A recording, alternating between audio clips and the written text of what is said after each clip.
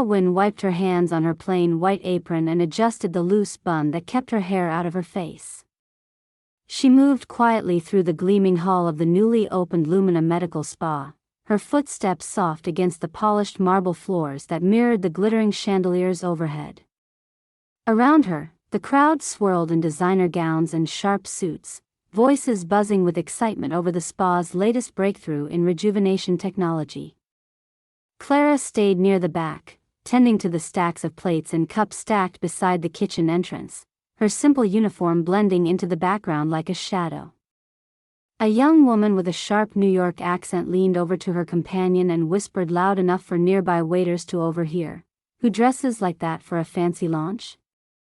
Looks like she stepped out of a diner." Clara caught the sneer but kept her head down, saying nothing. Her subtle laugh, almost a smile, didn't reach her eyes. The event was in full swing. Cameras flashed as the lead scientist, Dr. Marissa Kane, took center stage to introduce the spa's signature serum. Guests leaned forward eagerly, clutching crystal glasses filled with champagne. Suddenly, Dr. Kane's body stiffened. Her mouth foamed, and she collapsed, skin pale and eyes wide in alarm. A shocked hush fell over the room. Guests froze in place, staring in disbelief. Waiters hesitated, unsure whether to intervene or to flee. For a moment, the room, so full of polished assurance, was swallowed by panic. Clara's breath caught, but she didn't move closer yet. She scanned the crowd, thinking fast, as a growing ripple of tension spread through the gathered elite. For a moment, no one moved. The world seemed to hold its breath in the opulent room, where gleaming surfaces reflected terrified faces and soft music was swallowed by a rising tide of panic. A few guests began shouting for help, some stumbling toward the doors, others frozen by shock. The caterers hovered uncertainly, clutching trays of untouched hors d'oeuvres, eyes darting from the collapsing woman to the anxious crowd. A man in an expensive blazer fumbled for his phone, muttering about calling emergency services, but the connection was slow, and the muffled hum of the spa's equipment offered no reassurance. Clara's heart pounded, but her voice remained steady, a contrast to the chaos swelling around her. Slowly, deliberately, she stepped onto the thick Persian rug that marked the front of the stage. Heads turned, some narrowing in confusion, others dismissive and incredulous. "Clear some space here, please," Clara said, her voice firm but kind. "Step back. Give her air." A few guests blinked, exchanging glances. "Who?" a woman in a sequin dress asked sharply. Her gaze flickered downwards, taking in Clara's simple uniform with a touch of disbelief. "You? What do you know about this?" Clara didn't flinch. "I know what she needs. Please, give me room." She motioned for a tall, nervous-looking waiter to fetch the medical kit she'd spotted near the back door, where spa technicians kept emergency supplies. The man hesitated, then rushed off. Clara knelt beside Dr. Marissa Kane, noticing the irregular, shallow breaths and the froth clinging to the scientist's lips. She tilted the woman's head slightly to open the airway and pressed her fingers gently on Dr. Kane's wrist. No pulse. Clara swallowed hard and began a quiet, steady rhythm of chest compressions, not quite full CPR, but enough to try to restart the scientist's heart until help arrived. Guests murmured behind her, some whispering sharp comments about the impropriety of a dishwasher stepping into such a crisis, but others were too transfixed to utter real protest. Clara ignored them. The waiter returned, panting and frightened, clutching the red medical bag, the fabric slightly dusty from its untouched shelf. Clara quickly unzipped it, pulling out an oxygen mask and a small portable tank. She called for a volunteer, pointing to a handsome man in a crisp suit who reluctantly stepped forward, still eyeing her with skepticism. "Help me with the tank." "Place the mask over her nose and mouth," Clara instructed briskly. We need to get oxygen flowing. The man nodded, his hands shaking as he obeyed. Clara's fingers worked swiftly to adjust the straps, securing the mask in place. She returned her palms to the woman's chest, pressing carefully but firmly as the crowd began to settle into an uneasy silence. Elaine, the event coordinator, finally pushed through from the back, eyes wide at the scene. "Clara, what are you doing?" "I'm keeping her alive," Clara replied without looking up.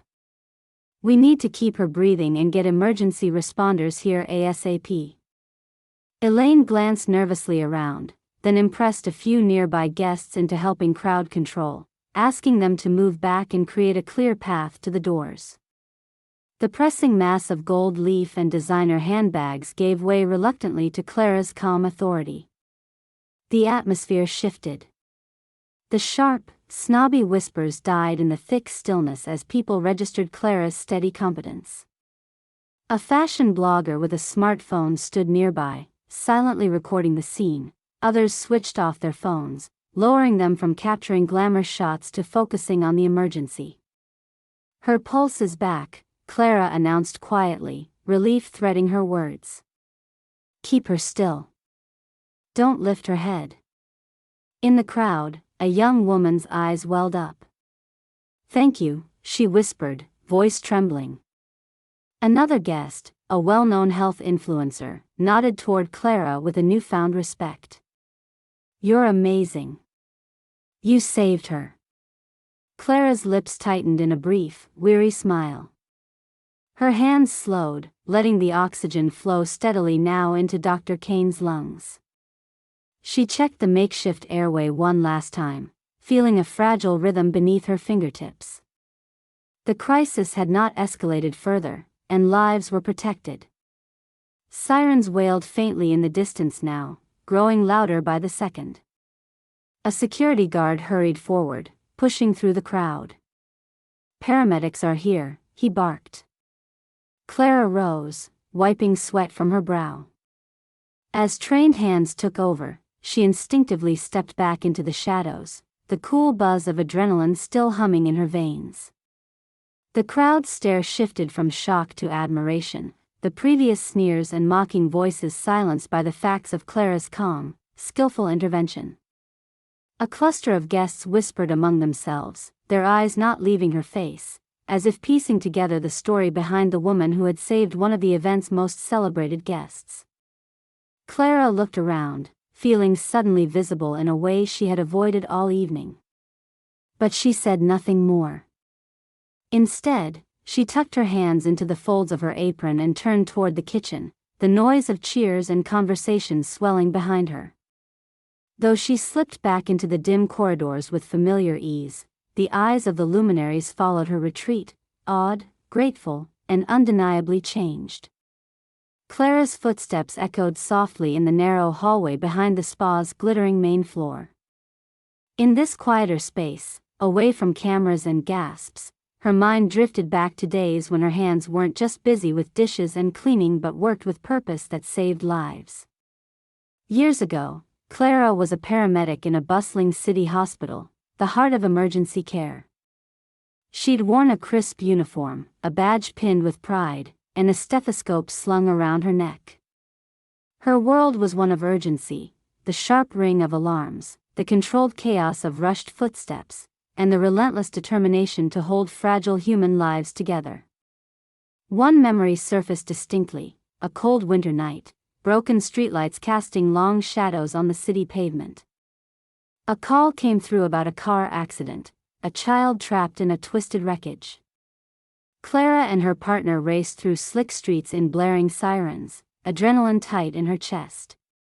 When they arrived, the child was unconscious, pale and whispering faintly. Clara knelt, her hands steady and confident as she breathed life back into the small frame, coaxing faint breaths with oxygen and quick pulse checks. Hours later, watching that child's family embrace, tears and gratitude shared freely, had filled Clara with an unshakable conviction: this was where she belonged. But life had rewritten her story.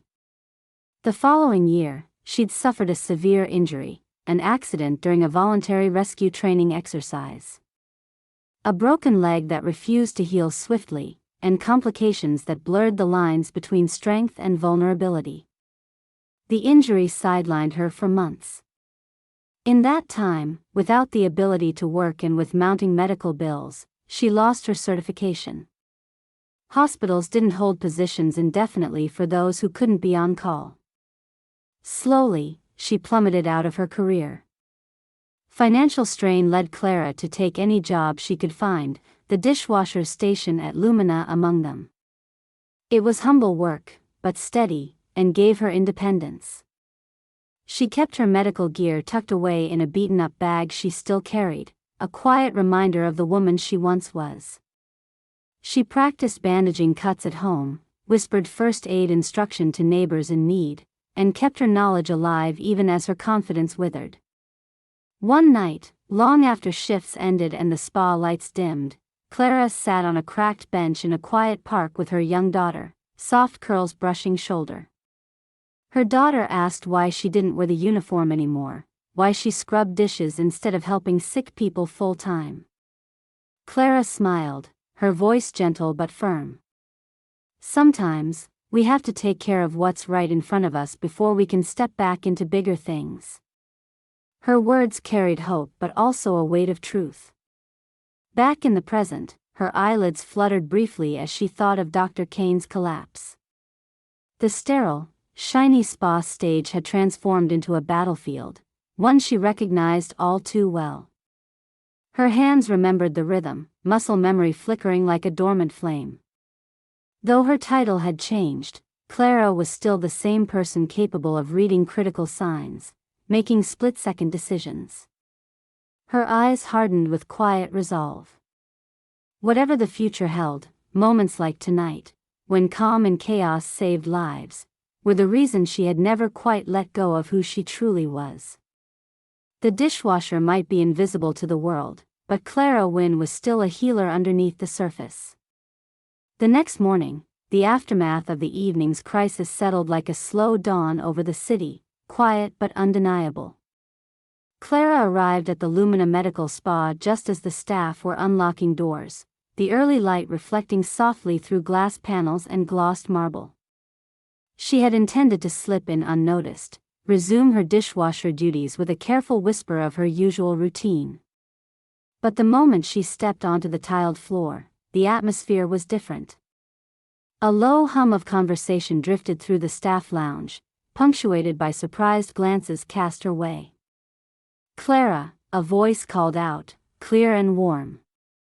It was Elaine, the event coordinator, pulling her gently aside before the morning briefing. "I just wanted to thank you again, for what you did last night.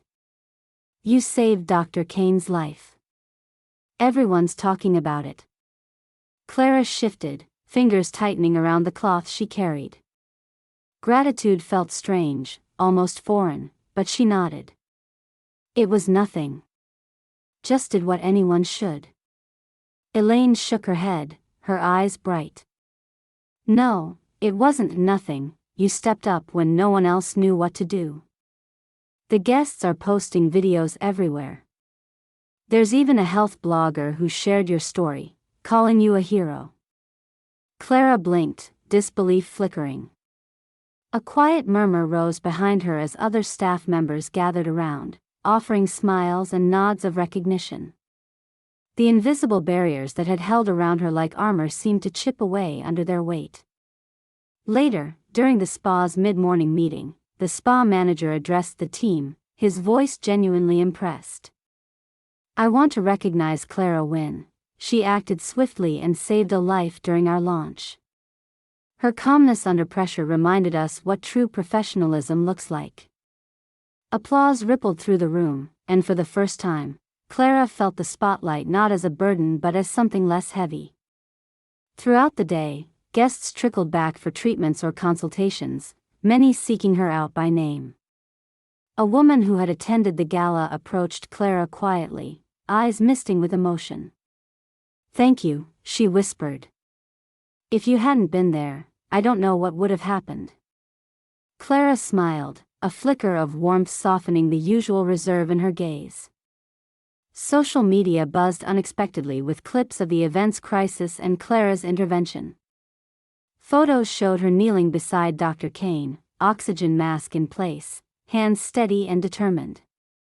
Posts dug through archives, uncovering old interviews of Clara as a paramedic, praising her calm and skill from years prior.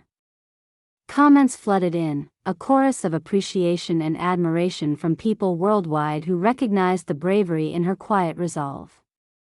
Back at the spa, the dynamic had shifted palpably among the staff. Where once she had been a figure to ignore, Clara was now greeted with nods, smiles, even brief conversations. Janice from reception asked about her daughter, and the kitchen staff invited her to join their coffee breaks instead of solitude by the washing sinks. It was a subtle change, but to Clara, it meant everything. That evening, as Clara leaned against the counter after a long shift, a reporter who had interviewed several guests approached her. "This is remarkable, Ms. Wynne. You saved an important life under immense pressure. How does it feel to go from being overlooked to becoming the center of admiration?" Clara hesitated a moment, then lifted her chin. "I don't think I ever stopped being capable. People just didn't see me before. Tonight, it felt good to be seen for what I can do." Her words carried a quiet power that lingered in the smoky glow of the spa's closing lights. The woman known as the dishwasher, once invisible, had found a new place in the eyes of those who mattered. And as Clara collected her things and prepared to leave, a sense of fragile hope settled within her, an unspoken promise that maybe, just maybe, the world was ready to recognize her for who she truly was. 3 weeks later, Clara found herself sitting in the softly lit conference room of the Lumina Medical Spa, clutching a thick envelope in her hands. The muffled hum of conversation outside contrasted sharply with the electric thrill coursing through her veins. The invitation inside was formal, precise, a personal offer extended by Dr. Samuel Reynolds, the spa's medical director. It was an opportunity Clara had almost stopped dreaming about, a spot in an elite paramedic recertification program designed specifically for professionals returning to active roles. The days following the gala unfolded in a blur. Messages of thanks and admiration kept arriving from guests, spa staff, and even strangers who had seen the viral videos. The glowing comments had bolstered Clara's confidence, but beneath the surface, old doubts and fears simmered. Could she reclaim her former self? Was she strong enough to face the demanding physical training ahead? The memories of her injury and months of helplessness haunted her quietly. Still, the gratitude she had witnessed, the tearful thanks of the woman whose life she had helped save, the respectful nods of her colleagues, and the warm smiles of neighbors who once overlooked her, kindled a fierce determination. Sitting quietly in her modest apartment later that evening, her daughter's laughter drifting from the next room, Clara folded the envelope with a newfound resolve. The first day of training was both familiar and foreign. The classrooms sat crisp and clinical, outfitted with gleaming equipment and mannequins designed to simulate emergencies. Clara watched as the instructor moved through scenarios, her heart pounding but her mind precise. Muscles that once hesitated now remembered their tasks. When it came time for practical exercises, Clara stepped forward confidently, her hands steady as she practiced airway clearance and emergency CPR under the watchful eyes of the trainers. Though the program was intense, pushing her beyond limits set long ago, Clara found strength she thought had been lost. Her instructors offered praise, impressed by her calm demeanor and depth of knowledge. Classmates who initially viewed her with uncertainty soon recognized her as a leader in the making. Days turned into weeks, each session peeling away layers of self-doubt. Clara's uniform, now a crisp navy blue with the paramedic insignia, felt like a second skin. At home, her daughter beamed with pride, running small hands over the patches as Clara prepared for long days ahead. One afternoon, after a grueling simulation involving a multi-victim accident, Clara sat quietly in the break room. The door opened, and Dr. Reynolds entered, his expression earnest. "You're doing exceptional work, Clara," he said candidly. "The program is rigorous, but your past experience, and what you showed at the launch, makes you a natural fit. Once you finish your certification, we'd be honored to have you lead emergency response training here at Lumina. You could teach others how to remain calm and effective." Clara blinked, the weight of the offer sinking in. She took a deep breath, feelings rushing through her like a tidal wave, the excitement, the apprehension, and the undeniable desire to reclaim this part of herself. "Yes," she said softly but firmly. "I want to do it." The following months saw Clara stepping boldly into her renewed role. She juggled training with work and motherhood, the challenges made lighter by the knowledge that she no longer had to hide her past or restrain her strength. She was rewriting her story, not as an invisible dishwasher but as a vital, respected professional. One evening, after a long shift completing a simulation scenario, Clara returned home to her daughter's eager embrace. The child's small arms wrapped tight around her waist, and Clara felt a deep surge of hope and belonging. As she tucked the girl into bed, Clara's mind lingered on the journey, a path marked by setbacks, quiet resilience, and a courage that never truly faded. Tomorrow, she would put on that uniform again, step into a new facility, and face the world with a steady heart. No longer invisible, no longer afraid, Clara Wynne had come home.